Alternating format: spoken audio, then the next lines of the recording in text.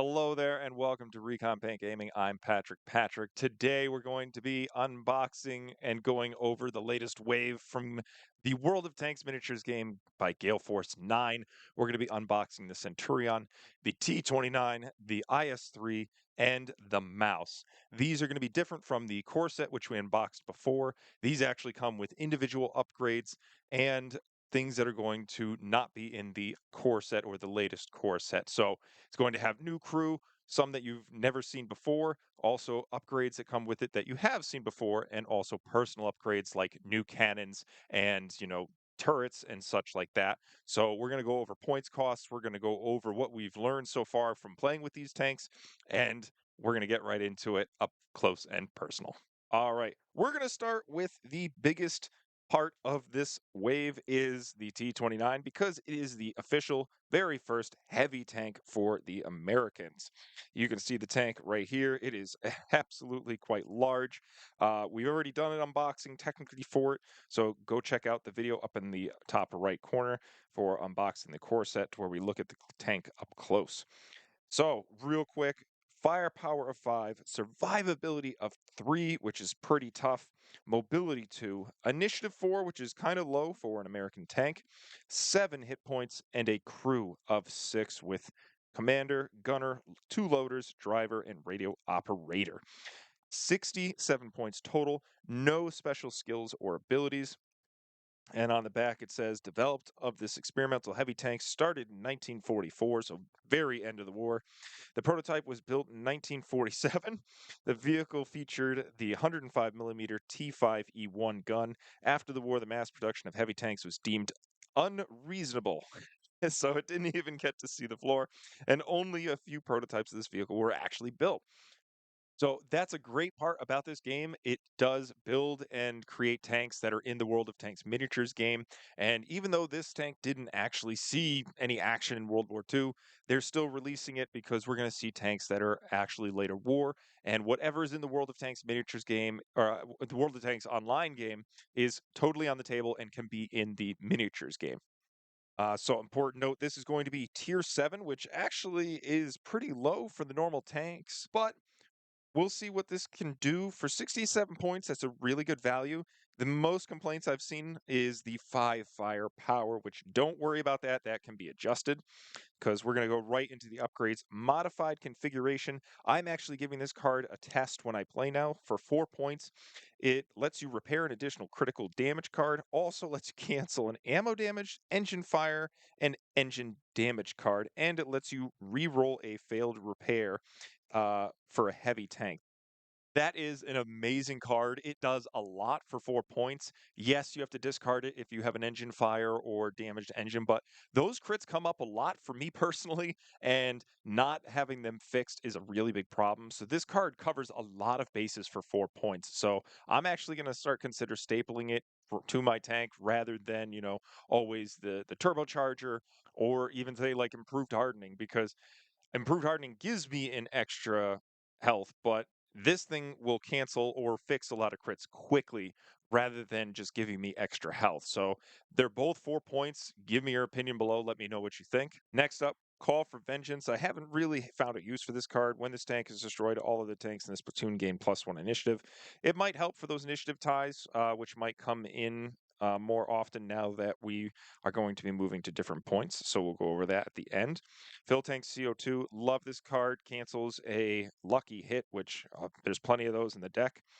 The first thing that is the biggest part of this pack is the 90 millimeter gun M3.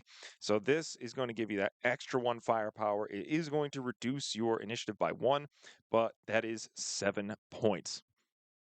So a lot of people complain, why isn't it 6 firepower? Why doesn't it have the 90 millimeter? Well, as you can see on the back, it said it started with the 105 millimeter, which doesn't mean just because it's a bigger barrel that it's going to have as much firepower. It might have been a shorter barrel, so it doesn't have as much penetration. Now that it comes with the 90 millimeter gun in this pack, it doesn't come in the core set. You can bump it up to 6 firepower and make it that 6 firepower for a total of 60, or I'm sorry, of 74 points, which is still a really good bargain. The only thing is the initiative is going to be really low now, and you're going to have to bump it up if you want this thing to move around and have the initiative. Finally, is Norma Burton for 9 points. You get concealment while in cover and sound detection. I do like sound detection because SPGs are a problem. It gives you +1 while defending. Plus, with the concealment on top of that, you're going to really be able to increase your survivability, especially if you don't want to move that turn. Because if you're in cover, that's 3 plus the 1 for cover, +1 for concealment, +1 against SPG. So that turn you can sit still, let the SPG hit you for all it's worth. Hopefully you don't get anything like bailed out, and then you can fire and you have full mods just like usually an SPG does. So my overall first reaction to this tank, I mean, it's the first heavy tank that the Americans are going to have access to. It can have sufficient firepower. It has great survivability, has, standard 2 mobility. The only thing that really hurts it is that initiative. I really don't like low initiatives on my American tanks because usually, like the Germans and the Russians, who have ridiculous firepower at low initiative, you're going to be competing against that, and usually those are costed comparatively, and they have a little bit more tricks up their sleeve and so on and so forth. So I'm not a fan of the T-29, but I am excited that it is the first heavy tank for the Americans because now I can match it up with some of my Shermans or even some of my other tanks for the Americans, such as the Pershing, the Super Pershing, and so on and so forth. The other thing I don't particularly like is the health. It only has 7 health, which now, because we're so late in the game when we've seen things like the Mouse and the Super Pershing and the Tiger 2, who have like 8 to 10 health, even 12. 7 is pretty low. I'm just hoping that with its mobility and constantly getting into cover, it can keep that survivability. But things like light tanks are going to come in it and flank it, and then things are going to really bombard this thing unless you're very careful with it.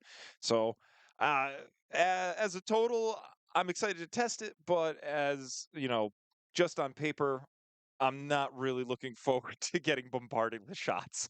All right, next up is the Centurion. This is a very interesting tank because it has a lot of options, a lot of personal upgrades, and a lot of ways to make it something that it wasn't out of the package. So let's take a look.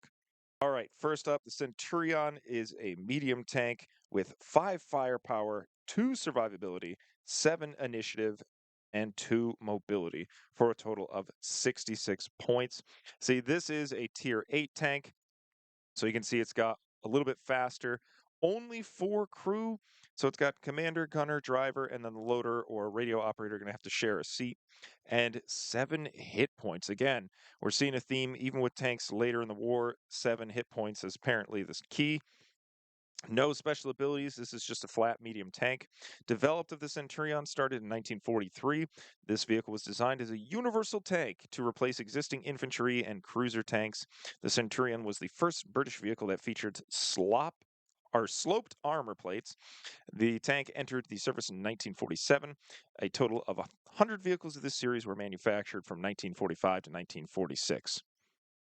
The next thing you're going to notice is there is 2 barrels and a turret personal for this tank. First, we're going to cover turbocharger. It comes with it. It is a medium tank, so it is going to get the benefit of +3 during the movement for 4 points, making it 11, which is pretty crazy. You have Grace Johnson, snapshot tanks without assault gun, so you can't take this on an assault gun. +2 during the shooting phase. That'll bump it up to a 9. And also, it has repair. This tank may attempt to repair an additional critical card each turn. Now, the only reason I'm coming back is because I have found, and so has Robert, repair is a really good ability and it's ridiculously cheap. Because, again, as you get more into this game, you'll notice tanks have more health and you can add more health to them. And critical cards start to stack up, and it's really hard to repair more than one if you don't have the proper cards. I mean, things like 2 bailed outs or having 2 engine failures, things that just kind of make it to where if you repair one, it doesn't really matter because you still have another one that's on you that's doing the exact same thing. So I recommend repair however you can get it on your tank. Grace Johnson is only 4 points. So +2 during the shooting phase is a really good boost, and also adding repair for only 4 points and it's in the gunner slot, which I really do like. because repair, you can put it in any slot, but to take up the gunner slot with this crew, I think is very beneficial. All right, next up, you got some options here because you have the OQF 17 pounder or the OQF 20 pounder, which the 17 costs 15 points, gives you +1 attack power, and that's it. Or the 20 pounder, which gives you +1 attack power, -1 initiative for 11 points. And then lastly, this is another interesting card for 16 huge points. You get the Centurion Mark I, which then gives it an increased uh, health or hit point, and then also light flank. When this tank is the target of a side shot, subtract 1 additional dice, which you may not have problems if you're already starting at initiative 7 for a medium tank. That's pretty fast. And then you'll be adding more initiative value, increasing it to possibly 9 and possibly 10. And then there's, of course, more upgrades you can slap on it to increase its initiative even more. So the light flank might not even matter, depending on how you equip this tank. But for everything included, you've got 66. Depending on which one you go with, I would probably go with this is a tough choice. I'd probably start with the 17 because we're starting to notice that tanks are starting to go a lot higher in cost, which that's going to be normal. We're also going to talk at the end about games now being 300 points rather than 200. And I know that's what we've been doing in the past because tanks started low. But our friend Robert is going to be running an event at Adepticon. So definitely go and check out that. If you're going to Adepticon, go ahead and sign up. Also, if you're in the Massachusetts area, we're going to be at TotalCon running a World of Tanks event. And we're most likely going to be making it a 300-point match because that's what really is being pushed right now. So we're going to oblige. And it's really changing the game a lot because just because you have more points doesn't mean that the tanks like the mouse is going to, all of a sudden dominate or have plenty of points to spend. We'll cover that at the end. But let's jump into the next tank first and see where we're at with the IS-3. All right. Everyone's familiar with the IS-2. We now have the IS-3, which is a tier 8 tank. It is, of course, heavy. It is 6 firepower, 4 survivability, 3 initiative, 2 mobility for 98 points. It has big gun on it. Mass production of this vehicle started in May 1945. On September 7th, 1945, the IS-3 tank took part in the Allied victory parade through Berlin. A total of 1,170 vehicles were manufactured. By the end of 1946, when production was canceled, from 1948 through the late 1950s, the tank underwent a number of modernization refits, which I seriously don't doubt. This thing is a beast. So 8 hit points, has your commander radio, gunner, loader, and driver. This thing is set to go. There's really not much modifications you could make to it.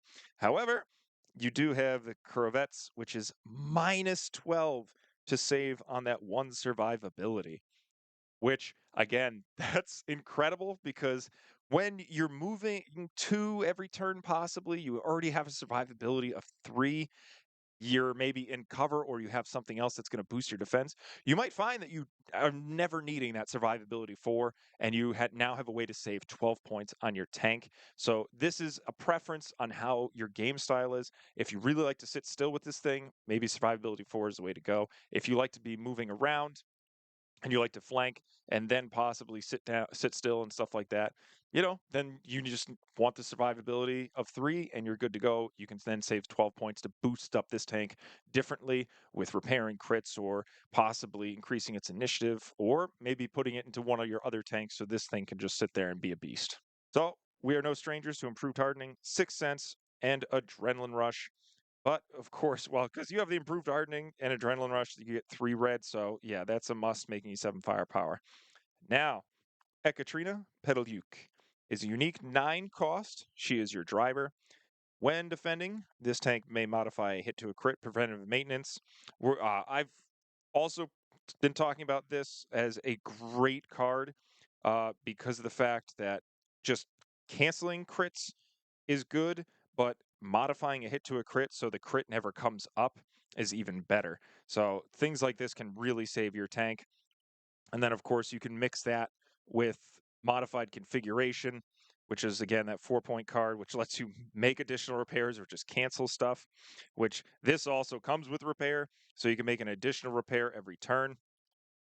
So again, repair with preventative maintenance is a ridiculously good combination because again, with the modified configuration and also preventative maintenance, if you have things like CO2 tanks and wet ammo racks or things that cancel crit cards, those are great. They're only one cost cards, sometimes two. They're really good. They literally just say, no, that didn't happen. And then also you can take other crit canceling cards like, and the engine fire or track damage to where you just use a large repair kit. Um, and then you're back on rolling. But if you take preventative maintenance and you're modifying a hit to a crit, and your opponent's only maybe rolling 1 to 2 crits depending on what they're doing with their dice, that means those just cancel. That's a crit that never happened. And then all you're doing is taking on hit damage. So you really need to consider that as a great upgrade card. It is 6 points normally. With this, it's 9 because it comes with repair as well. It's what you're going to have to do later. How many upgrades can you take down the line? Because you can only take so many modifications, so many upgrades and equipment, and eventually you're going to say, if I take preventive maintenance, I don't really have to take my CO2 tanks. I really don't have to take my wet ammo racks, and that's going to free up other slots to where all of a sudden I can boost its initiative. I can make it to where it's dealing more crits rather than taking them. And basically, you want your tank to always be able to move, always be able to shoot, and keep on trucking. All right, last tank we're going to look at, of course, is the biggest, the mouse, the one that everyone says is broken, but I disagree. Let's dive into it and find out why. So we are no strangers to the mouse. It is tier 10. It is definitely heavy tank. It has big gun, 7 firepower, 4 survivability, 1 mobility, question mark, 4 initiative, 12 hit points. They almost couldn't fit it on the thing because you can definitely see that they shrunk down the size of the hit boxes. So you can see here, like how big the hit boxes are compared to this thing. I love that they had to shrink it down. Of course, you can fit 6 crew and probably 2 bath and even a foyer into this tank. It's so large. Big gun, of course. When attacking, you can modify a hit to a crit. Developed in June 1942 through 1944. 2 prototypes. That's it. There were 2 of these made. Only one which received a turret and an armament. So, I mean, this is it. This is the one. You know what? They should have made this unique. You can't take more than one of these, which, by golly, for 128 points, you really can't. Um, we we're going to cover this in a minute. It doesn't really come with any other upgrades except for Iris, who is unique. Everything else, fill tanks, vertical stabilizer, smooth ride mentor. We already are familiar with these cards. They've come in other packs over the years. I do like this setup. Vertical stabilizer lets you reroll 1 because that's all you're ever going to be moving with this. Smooth ride, it doesn't count your mobility when shooting another tank. And mentor, so it's going to boost the movement up by 2 because it comes with the basic crew cards, so it'll make it a movement of 6, and CO2 tanks, which we just discussed, great for canceling the lucky hits.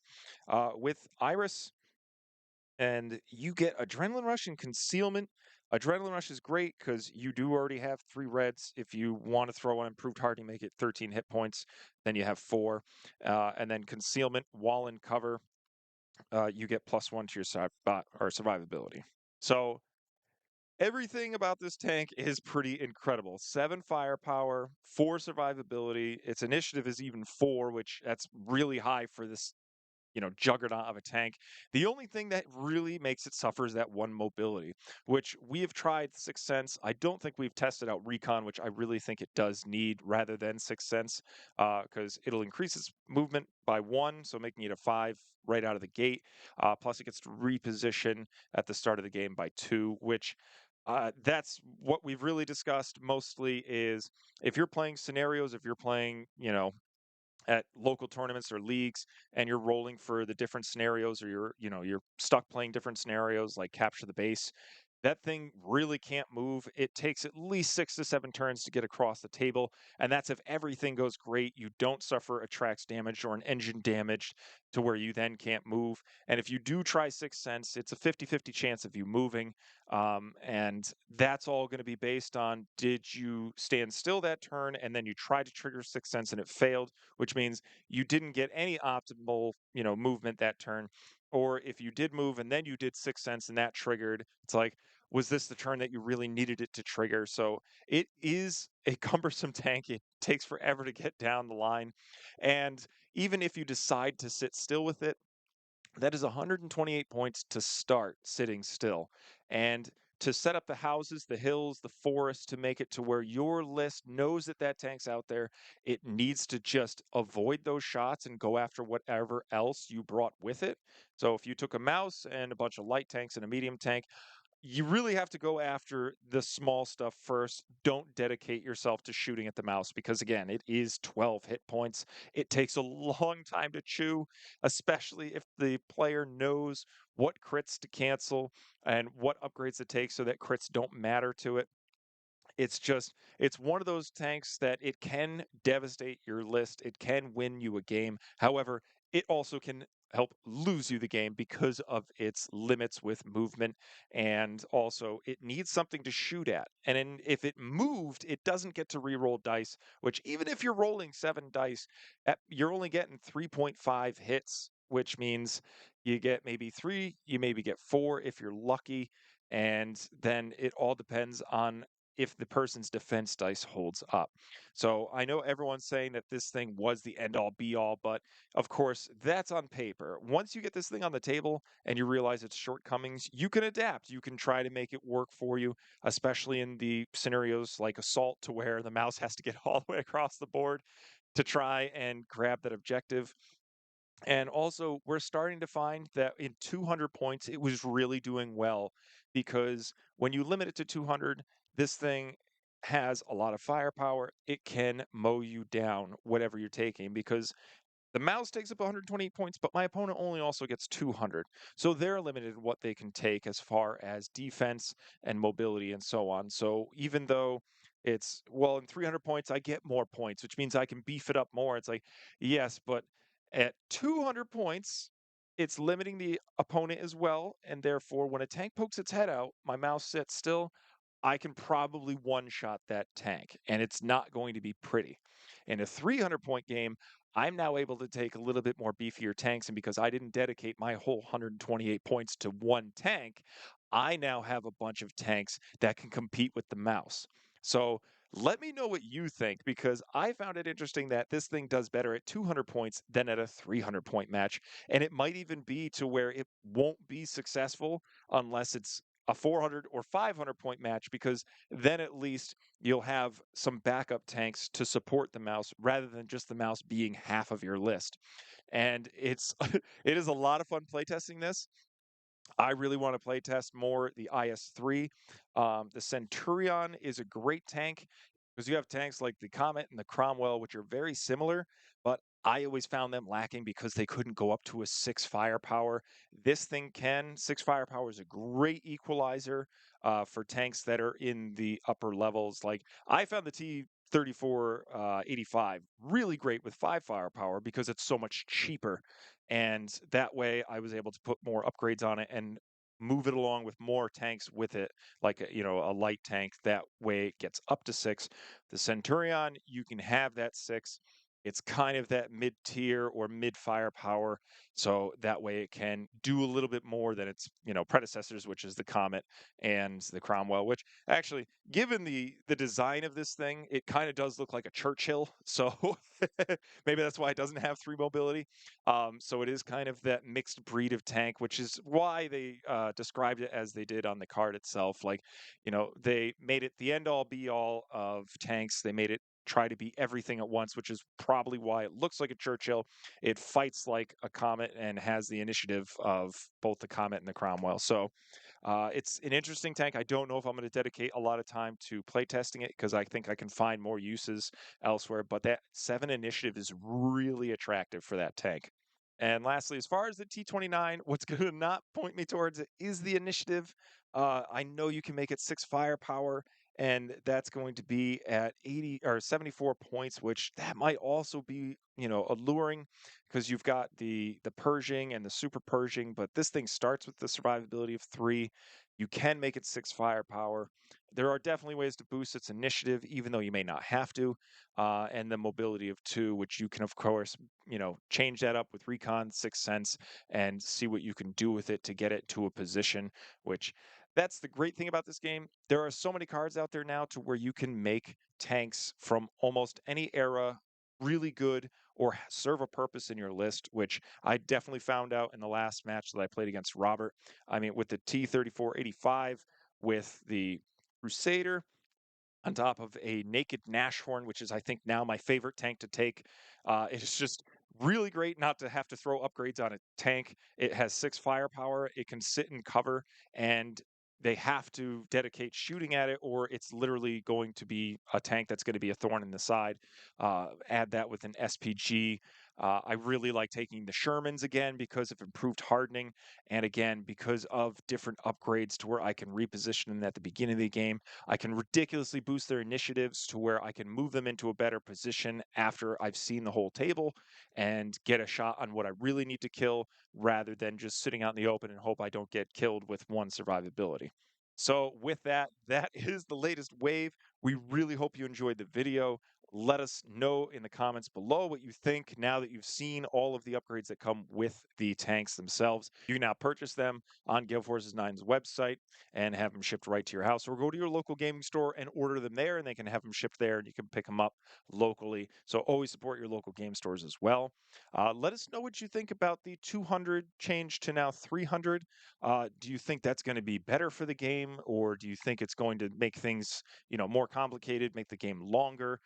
We've personally found out that it's been a lot of fun playing 300 points, as aside from 200, because again, you can modify tanks even more now and increase their ability to be effective in the game. Also, let us know down below if you're going to Adepticon or if you're going to be in the Massachusetts area and play at TotalCon, because we are now starting to see more tournaments pop up for World of Tanks. And let us know what you think. All right. Thank you for watching. Have a good one.